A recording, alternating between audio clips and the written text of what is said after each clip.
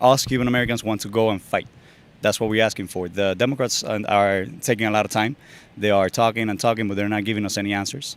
So, the president is not giving us a concrete answer. Yesterday he said that he wanted to lift the embargo, but that's not what we're asking for. The embargo, what it was just going to do is let the dictatorships have more money to control the people, because it's communism.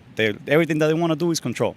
And we want the freedom, we want democracy, we want a change in the government. The mainstream media is kind of pushing this idea that Cubans are protesting a lack of COVID vaccines. What do you think about that? Cuba made their own vaccine.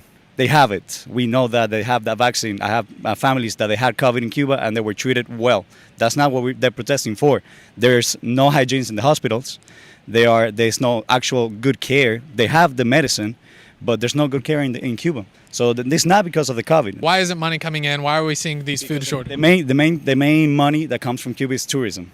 And as soon as COVID hit and tourism was to stop, the dictatorship in Cuba didn't have any money. A lot of chips go, and trying to give them food, try to give them water. They will not take it because they're too proud. They're too proud to take it. They don't want the people to know that Cuba is accepting help. They're telling people, no, we're not getting any help from nobody. We're just doing this ourselves. We're just doing this ourselves, and that's a lie.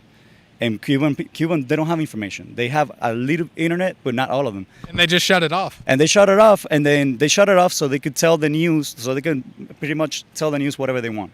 They could go in Cuba and be like, hey, listen, the Americans are trying to take us down. Please be aware that they're coming to take us down. Be afraid, be this, be like that. But they don't show the actual Cuban people protesting. And what we're seeing in America among young people is this shift where they're looking at communism favorably, they're looking at socialism favorably, and they're kind of turning their back on America, saying that, this country isn't all that great. To all those people, all I want to tell them, fly to Cuba, stay there.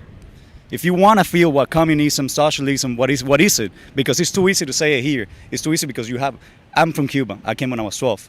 And I know the difference between Cuba and United States. I love it here. I'm American too. I like my 4th of July. I like my Americans. I feel it. I feel the red. You want to shift? Go to a country that has it already. Don't come here and want to have it. You think it's easy. You think everything's free. You think it's good. But it's really not. Every Cuban that's outside Cuba right now flew because of communism. Communism is not good. It's not fun. It's not going to give you freedom. It's going to take it away from you. Revolution is what they always claim in Cuba, that everything that is there is a revolution against the United States. But that's a lie. That's a lie. The only thing that's happening in Cuba is dictators taking advantage of the people and having them act like chips. That wasn't real socialism. That wasn't real communism. We hear that a lot. Like I said, if you think like that, go to Cuba. Listen to us, guys. Communism sounds beautiful in theory, but it can never be taken to practice. Understand that. Communism kills. They take everything. They tell you what to think, what to feel. They even control what music you listen to. Right now in Cuba, after 62 years of communism, kids are getting shot in the streets just for chanting freedom. There is no freedom in Cuba. You can't say what you think. They don't want communism. We want democracy. The problem is not the lack of food or the lack of medicine. It's the lack of freedom. If we have freedom, we will have food and medicine. You can bet on that. Communism and socialism is not good. And look, this guy, he's no hero. He's never been a hero. He killed everybody. He used to kill kids and kill homosexuals in Cuba. Just for being different. He used to kill Christians, telling them, oh, you believe in God? Well, tell God to save you now. Boom. He's no hero, and he's definitely no revolutionary. Are you seeing colleges start to teach students that these communist ideas are... Yeah. Come on.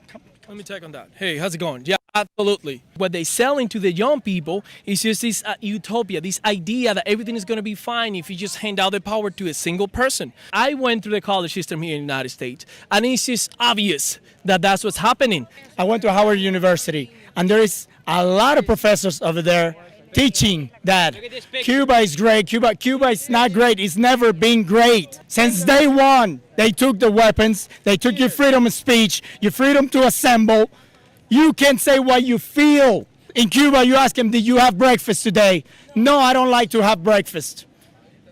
It's not that they don't like it, it's that they don't have it. But if you say, I don't have enough food to have breakfast, you're speaking against the government. Political prisoner automatically. Automatic. political prisoner. The idea of democracy is greater than communism. The idea of capitalism is greater than communism, and I say it to all of the students. You got to study it. Every time communism is put in place, it ends up in a dictatorship. When Fidel Castro, the dictator, came in power, first of all, he took the guns from everybody, and then he killed the smart, intelligent, intellectuals. Remember the professors, the intellectuals? You go first, and then they indoctrinate everybody. They send them to schools, to special schools to indoctrinate you. Right now, it's being pushed to the left, but we need to push it to the right. What's your message to college students who say that America is an oppressive place? America is an oppressive place. Look what is going on here. Look at everybody walking around freedom here. If this was the house of Diaz-Canel, we will be all killed right now. We will be all dead. So where is the oppression? And when there is oppression, you can go to the courts, you can go to the TV, you can go to the government, you can go anywhere. But in Cuba, you cannot go anywhere. And over here, oppression and whatever goes wrong with the government, it is known and it is published and it is investigated. In Cuba, you can't investigate anything. There's no investigations. The communist government doesn't allow investigations.